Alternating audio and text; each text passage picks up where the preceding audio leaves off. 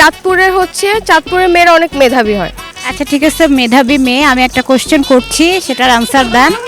যদি এটার আনসার না আসে তাহলে আমরা এটা বুঝবো যে না, আসলে এটা রং।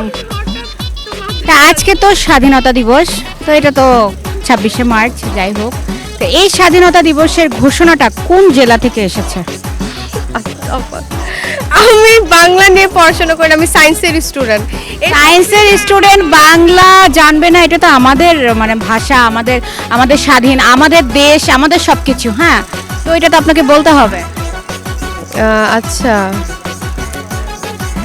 এটা কিন্তু আপনার জেলার একটা মানে চাঁদপুরের মেয়েদের একটা বদনাম হয়ে যাচ্ছে। অপশন দেওয়া যাবে না? নাই, জাস্ট আপনাকে বলতে হবে। আচ্ছা, এটা হচ্ছে 16 গ্রাম, চট্টগ্রাম আই গেস।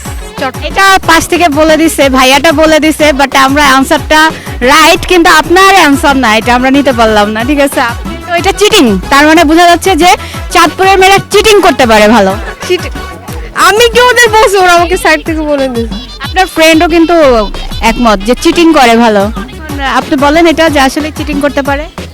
মাঝে মাঝে একটু চিটিং না করলে লাইফে আসলে আগানো যায় না।